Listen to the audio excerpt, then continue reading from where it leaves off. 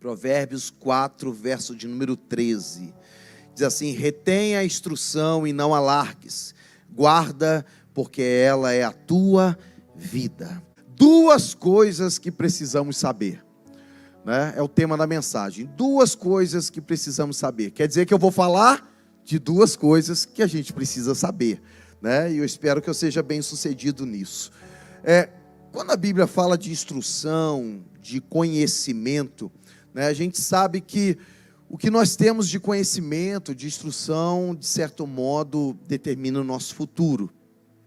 As oportunidades que temos, elas são baseadas também naquilo que temos de conhecimento.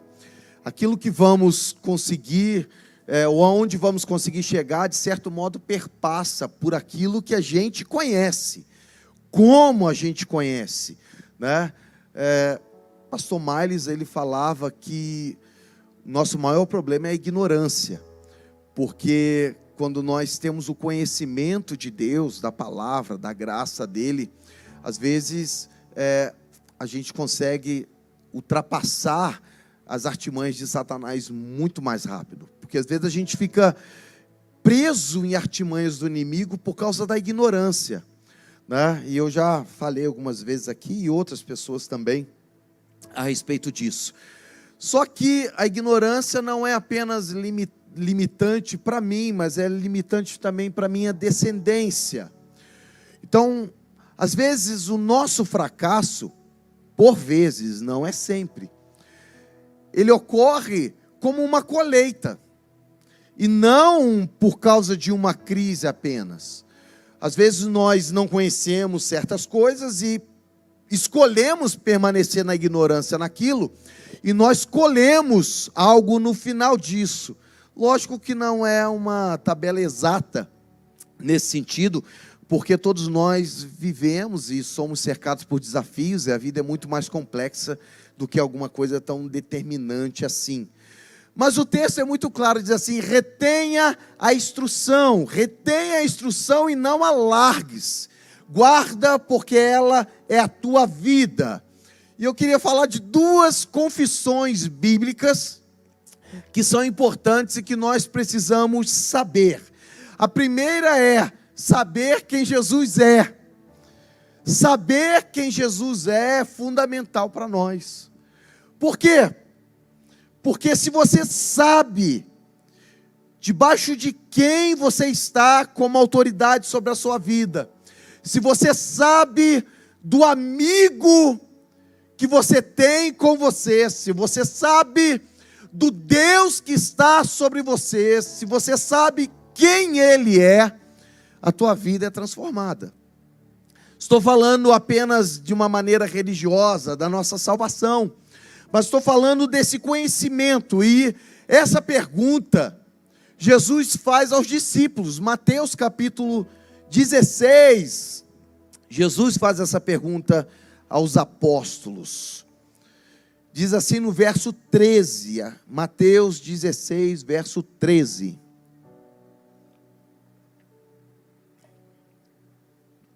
Acharam?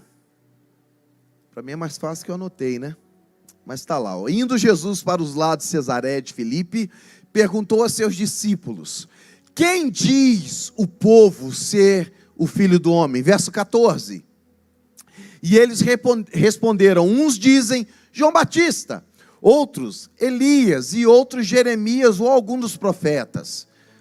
Passa, 15.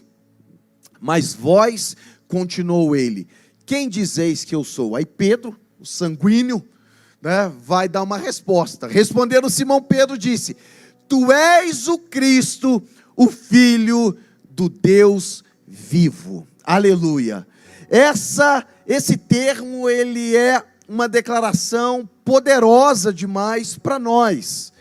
Pedro identifica e diz assim: tu és o Cristo, o Filho do Deus vivo. O termo Cristo, não sei se você sabe, é uma transliteração na nossa Bíblia. O que é uma transliteração? É quando as pessoas não dão um significado do termo. Eles acharam que o termo era tão técnico e importante ser mantido, que eles mantiveram. o termo Cristo, Jesus Cristo. O termo Cristo é o mesmo termo Messias, significa ungido. Eles acharam melhor, os apóstolos, manter o termo que foi identificado no grego, Christos, ungido. Eu não sei se você sabe, existiam 3 classes que eram ungidas na Bíblia: o sacerdote, o profeta e o rei. Essas pessoas de autoridade, eles eram ungidos porque essa unção os autorizava, os capacitava a exercer o ofício deles. Na realidade, quando Jesus é identificado como ungido, ele está cumprindo aquilo que Isaías disse, que Deus enviaria o seu ungido, não apenas alguém que era ungido por homens. Eu já falei isso aqui em outra mensagem. Mas alguém que era ungido pelo próprio Deus. Então Jesus é alguém que não foram os homens que ungiram, mas o próprio Deus envia o seu próprio ungido à terra. E é interessante que ele diz assim: não foram homens que ungiram a Jesus, mas Deus envia o seu próprio ungido, o seu filho. Ele vem à terra para representá-lo. E Pedro então dá essa palavra, ele diz assim: quem vocês dizem que eu sou? Pedro vai no cerne da questão. Ele diz assim: tu és o Cristo. Ele entendeu, ele fez a leitura, o panorama todo lá do Antigo Testamento e apontou: tu és o Cristo, ungido de Deus. Que verdade extraordinária. Mas isso tem que ser uma verdade para você também. O ungido de Deus veio para nós. O ungido de Deus está em nós. O ungido de Deus se colocou ao nosso lado. O ungido de Deus, ele reconhece a nossa dor. Hebreus diz que nós não temos um sumo sacerdote que não possa se compadecer das nossas fraquezas, mas que em tudo foi tentado e sabe se identificar com as nossas dores.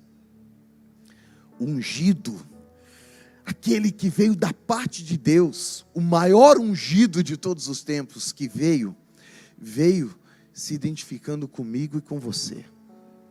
Ele sabe exatamente as tuas dores, em tudo ele passou, mas ele não peca, se tornando então esse representante perfeito de Deus sobre a terra. O outro termo que Pedro usa é o termo filho. O termo filho para nós denota sucessão. O Aleph é meu filho, quer dizer que ele veio depois de mim. Mas o termo filho na Bíblia, filho de alguém, denota na realidade uma relação. A origem, a participação, a identidade e a essência daquela pessoa. Quando falavam assim: esse é filho de Bar-Jonas, esse é Bar-Jonas, filho de Jonas. Esse é Ben-Hadad, filho de Hadad. Quando eles faziam essa referência, que fulano era filho de ciclano, eles estavam dizendo que aquela pessoa tem a mesma essência daquele que era seu pai. Que ele é igual ao seu pai. Que ele tem a mesma cultura, que ele tem a mesma genética, que ele se identifica com o seu pai. Quando Jesus é identificado como filho de Deus, o que Pedro está dizendo é uma declaração extraordinária. Ele está dizendo assim: tu é filho de Deus. Isso era um escândalo para os judeus. Por quê? Primeiro que não podia nem falar o nome de Deus. Javé, Jeová, o eu sou. Na versão A Mensagem, Eugênio Peterson traduziu como o eterno, se referindo àquele que era, que é e que sempre será. Ele então identifica isso. E é interessante que Jesus é identificado não só como um homem da parte de Deus, mas ele é identificado como alguém que tem a essência do próprio Deus. Então ele está dizendo: tu és filho de Deus, assim como Deus é, tu também é, ou és, melhor dizendo. O filho é igual ao pai. Se o pai é Deus, o filho também o é. Isso é o fundamento da igreja. Jesus usa a terminologia e diz assim: sobre esta declaração tua, eu edificarei a minha igreja. Ou seja, o reconhecimento que Jesus é o ungido, o Messias, e que ele era filho de Deus, é o fundamento que nós temos. Nós estamos aqui por causa dessa verdade, e isso é algo extraordinário. Paulo, ele diz assim: como isso é provado? Qual é a evidência que você tem? Por exemplo, quando alguém quer perguntar: o Aleph é teu filho? Olha na carteira de identidade dele, vai estar lá o meu nome. Se fizer um exame de DNA, vai estar lá comprovado, né? A sobrancelha é parecida, o maxilar é parecido, porque eu tenho um maxilar meio torto, ele também tem. Então tem um monte de detalhe, mas Paulo, ele traz uma verdade de como isso é provado. Romanos capítulo 1, verso 4. Se puder colocar no telão, por gentileza. Romanos capítulo 1, verso 4. Quando eu falei para o Divino que tinha 2 tópicos só a mensagem, ele disse assim: vai ser rápido, foi a Gabi, né? Vai, esses rápido, né? Já viu que não vai ser tão rápido, né, Gabi? Beleza, e foi designado, olha só, Filho de Deus, com poder, segundo o Espírito de santidade, pela ressurreição dos mortos. Como a gente sabe que Jesus era aquela pessoa que Pedro falou que ele era? Quando a morte não pôde segurá-lo. A evidência, a prova é que quando Jesus sai dentre os mortos, revive, ali enfatiza-se quem ele era, a natureza dele. Um homem perfeito, ungido da parte de Deus e filho de Deus. Então, se Jesus é filho de Deus, a grande boa nova é que Deus escolheu vir habitar entre nós. Ele resolveu vir estar conosco. Por isso, quando o anjo dá uma revelação a Maria, diz assim: olha, o Emanuel, Deus vai se manifestar.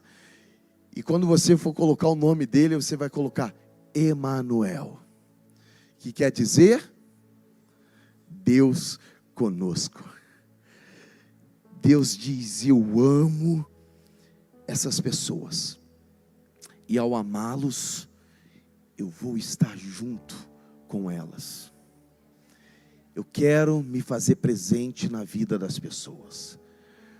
Por isso, igreja é relacionamento, é se relacionar com Deus, se relacionar na comunhão, estarmos juntos, porque Ele decidiu isso. É uma decisão dele, não tem, eu quero congregar em casa, não dá, infelizmente. Não tem, biblicamente falando, não existe, porque a igreja é estar junto. Então Deus conosco se manifesta. Aí Jesus, no texto diz assim: disseste bem, Pedro. Ele dá o termo, Pedro ali. Pedro, Petrus. Petrus significa pedra. Uma pequena pedra. Uma rocha ou uma pedra. E é interessante que geralmente é conectada a uma pedra na beira do caminho. Diz assim: Pedro, uma pedra na beira do caminho. Sobre essa declaração sua, edificarei a minha igreja. Mas o interessante aqui de Pedro é que nós nos identificamos com ele, porque nós também já estivemos largados na beira do caminho. Mas a boa notícia é que ele nos encontrou. O Emanuel veio até nós, veio estar conosco. E é interessante que, para construir a igreja, Pedro diz que ele usa pedras vivas. E é interessante que pedras têm tamanhos diferentes, têm dimensões diferentes, até estruturas diferentes.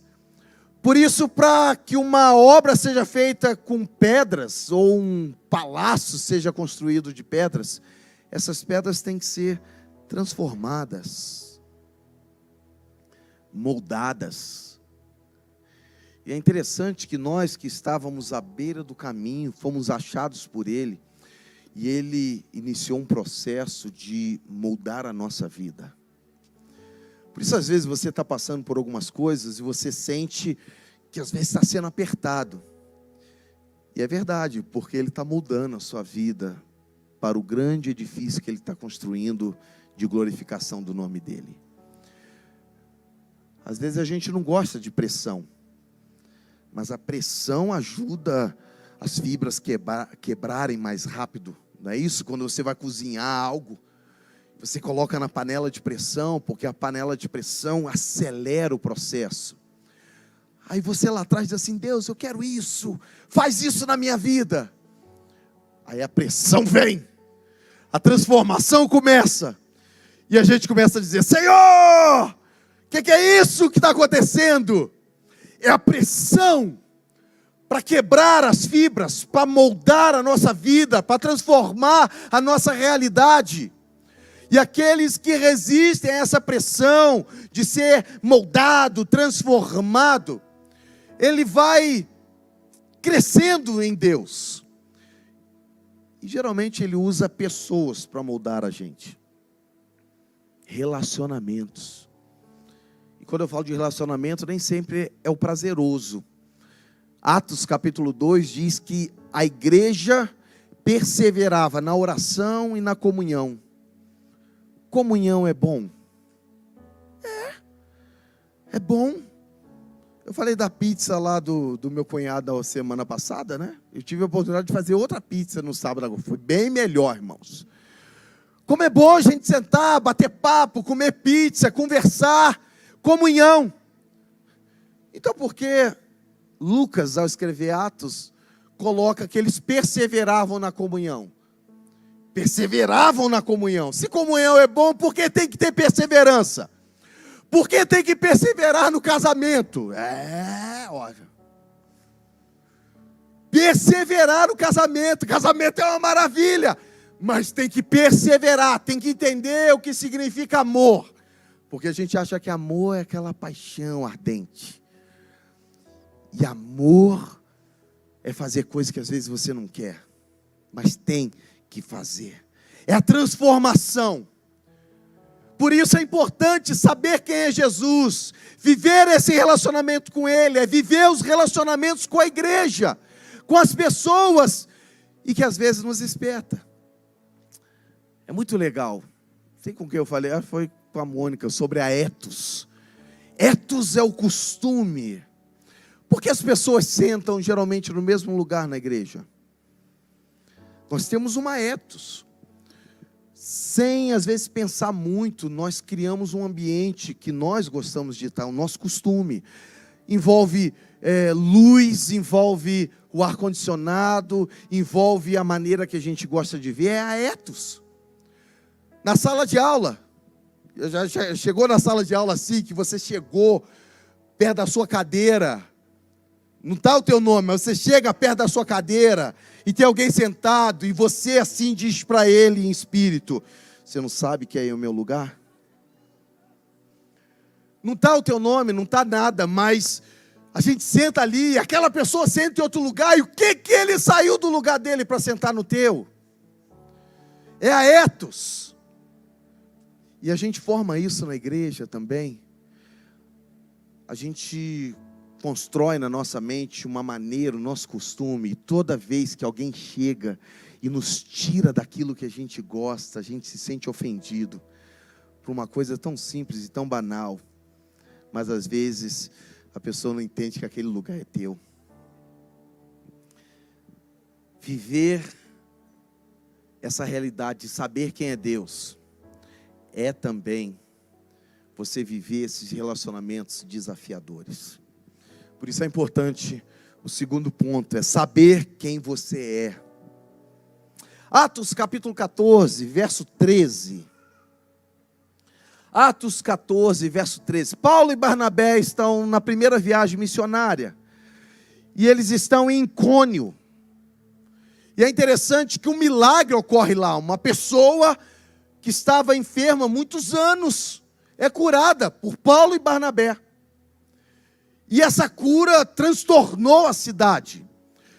Eles acharam aquilo extraordinário. E eles identificaram Paulo como Júpiter e Mercúrio. Paulo e Barnabé eram dois deuses. Aí no verso 13 diz assim: o sacerdote de Júpiter, cujo templo estava em frente da cidade, trazendo para junto das portas touros e grinaldas, queria sacrificar juntamente com as multidões. Verso 14.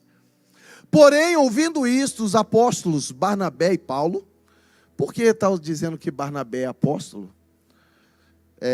O termo apóstolo é enviado. Então eles foram para missões, então ele está exercendo uma função apostólica, né? Apóstolos. Só para saber isso, no Instituto a gente vai falar sobre isso.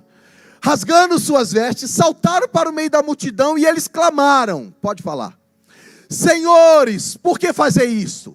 Nós também somos homens como vós, sujeitos aos mesmos sentimentos, e vos anunciamos o Evangelho, para que destas coisas vãs vos convertais ao Deus vivo, que fez o céu, a terra, o mar e tudo que neles existe. Saber quem você é, olha o que Paulo e Silas fazem. Paulo e Barnabé. Paulo e Barnabé fazem. Eles queriam sacrificar, mas eles chegam para essas pessoas e dizem assim: olha, nós somos homens como vocês. Às vezes nós perdemos essa noção do que somos. Perdemos a realidade, né? Vivemos em outro mundo. Eu falo que é igual jogador de futebol. Eu não sei se eles acreditam. Quando a gente assiste assim um jogo, o cara pisa aqui, o cara cai lá do outro lado, e ele rola. Ele acredita naquilo. Eu não sei, é um problema. Ele tem uma realidade desassociada. A realidade interior dele é desassociada da realidade. Eles se perdem. Mas Paulo e Barnabé não, eles dizem assim: nós reconhecemos quem nós somos homens. Pode haver virtudes, mas essa virtude não é nossa, é do nosso Deus. Então você saber quem é Jesus, mas saber quem você é também, é fundamental para a sua vida. Nós somos homens. O primeiro argumento seria muito simples. Homens, o que nós somos? Pecadores. Pecadores. Somos pessoas que transgredimos a lei de Deus, que o abandonamos. Em Adão, a dúvida trouxe o pecado, e o pecado foi instaurado no homem. Somos pecadores, não há ninguém que não peque. Pecadores afastados de Deus. Paulo fala isso em Filipenses, Colossenses, Tessalonicenses. Ele diz que nós nos tornamos estranhos a Deus e inimigos de Deus. E eu acho interessante a colocação dele. Estranhos e inimigos, porque às vezes a estranheza nem sempre se torna inimizade. Mas ele diz que os nossos pecados foram tão assim complicados, que além de nos tornarmos estranhos, nós nos tornamos inimigos de Deus. Mas em Colossenses capítulo 1, também ali, a partir do verso 13, ele vem falando isso, mas ele diz assim: mas vocês foram reconciliados pela cruz, fostes reconciliados em Cristo. João, primeira carta de João, capítulo 1, verso 8, diz assim: se dissermos que não temos pecado nenhum, a nós mesmos nos enganamos, e a verdade não está em nós. Eu falei sobre salvação aqui, falei do termo pecado. Pecado é errar o alvo. Uma pessoa com uma lança tem um alvo lá, imagina que o alvo seja o Will, ali naquele canto, eu com uma lança, eu tenho que acertar o alvo. Poderoso, hein? O alvo. Errar o alvo. E tem duas conotações bíblicas. Errar o alvo é transgredir a lei, ou seja, Deus tem um objetivo, a lei é justa e perfeita. Quando eu não consigo cumprir a lei, eu erro o alvo. Mas o alvo também é errar o propósito da nossa existência. É aquilo pelo qual você foi feito, para ser filho de Deus. Glorificá-lo. Então a graça é manifesta quando esses pecadores, nós, encontramos a graça de Deus pela fé, e a partir disso agora, nós somos feitos filhos de Deus. Você é um filho de Deus, e se você não é ainda, se renda a Cristo e se torne filho de Deus. Pela graça, filhos de Deus. E João fala isso também, em 1 João capítulo 3, verso 2. Amados, agora somos filhos de Deus, e ainda não se manifestou aquilo que havemos de ser. Esse termo filho aqui, há dois termos para filhos na Bíblia, né? Já falei isso aqui, teknon e huios. E eu gosto de identificar quando ele fala o termo filho na Bíblia. Esse termo aqui é teknon. Teknon é um filho pequeno, é um bebê. É um filho imaturo, que depende ainda de outras coisas. Ou seja, esse filho aqui que João está dizendo, é um filho que ele tem essência de filho. O Aleph, quando nasce, ele tem meu DNA, ele tem a essência de filho. Mas para ele se tornar igual eu sou, é a convivência, é o caráter, é a personalidade. E esses dias eu vi que ficou igualzinho. A gente trouxe nossa sobrinha, e ela querendo mexer algumas coisas assim, ele, não, senta aí e presta atenção. Eu falei, mas é uma criança. Ele, vocês faziam isso comigo, eu tenho que ensinar ela desde cedo. É assim, ó, coitado. Teknon, filho, saber quem você é. Sim, eu sou pecador, mas eu sou um pecador redimido, transformado, e hoje eu ocupo a posição de filho. Estou numa condição de filho. E ele usa logo depois ali, que havemos de ser,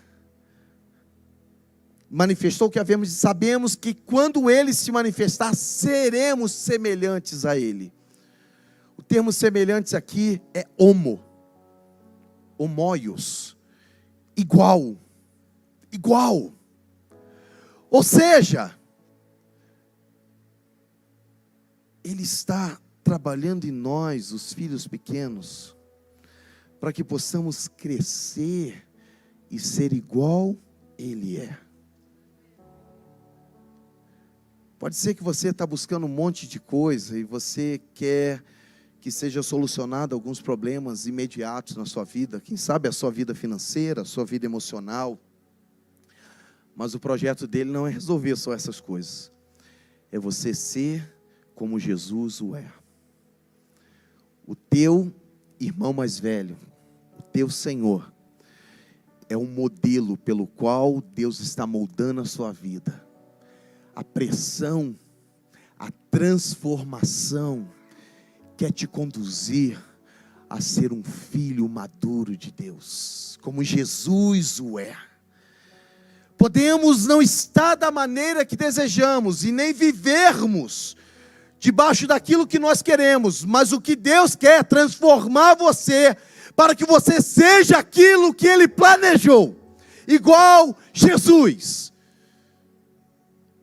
E ao invés de ficarmos vivendo as carências que esse mundo estabelece sobre nós, podemos viver a plenitude do que Ele já colocou em nós, como filhos de Deus. Eu falei de 2 pontos, mas eu quero terminar com um exemplo agora. Eu podia ter botado o 3º ponto, mas eu achei que não encaixava. Gênesis, capítulo 32, verso 25, para encerrar, ministério de louvor, por gentileza. versão revista e atualizada foi que eu usei. Ela vai colocar ali no telão lateral também, para lermos juntos. Diz assim: vendo este que não podia com ele, tocou-lhe na articulação da coxa. Deslocou-se a junta da coxa de Jacó na luta com o homem. Você pode se colocar em pé? Vamos encerrar já em pé. Deus transforma um ponto forte de Jacó na fraqueza dele. Jacó era um manipulador. Ele tinha essas coisas. Para alcançar os objetivos dele, ele manipulava situações. E nessa noite ele luta com um anjo. E quem conhece, já leu a história, ou já ouviu aqui. Nessa luta, ele diz assim: eu não vou deixar você ir até que você me abençoe. O que esse homem faz? Toca onde? Na coxa de Jacó, na articulação da coxa dele. Algumas pessoas dizem que é um dos músculos mais fortes, porque aguenta o nosso peso. Imagina, 102 quilos aqui, ó, a perna joga para cima, forte. Aquilo que era a força de Jacó, que ele usava para fazer as coisas, foi onde Deus tocou, e aquilo que era a força dele se tornou a fraqueza dele. A partir daí, Jacó ficou manquejando. Todos os dias, quando ele ia se deslocar, ele mancava. Aquilo que era a sua força se tornou a sua fraqueza. Então, quando ele precisava fazer algo, ele tinha que lembrar que ele dependia de Deus para fazer. Quem sabe, saber quem é Deus e saber quem você é, te coloca na condição de dependente de forma exclusiva de Deus. Há momentos na nossa vida que a gente só tem Deus para nos socorrer. Se você quer uma bênção de Deus, que Deus te use de forma poderosa, quem sabe você tem que aceitar que você vai mancar o resto da sua vida por depender dele. Esse é o convite para nós nessa noite. Saber quem ele é, saber quem somos e saber que nós somos dependentes dele. É uma terça profética. Eu vim profetizar sobre a sua vida um Deus poderoso que se manifestou a você, se identificou com as suas dores. Ainda que você seja pecador, você foi tornado filho de Deus. E aquilo que tem sido difícil, hoje nós nos colocamos como dependentes do nosso Deus para acontecer sobre nossa vida, nossa casa. Pare de lutar somente com as tuas forças. Hoje se torne completamente dependente de Deus.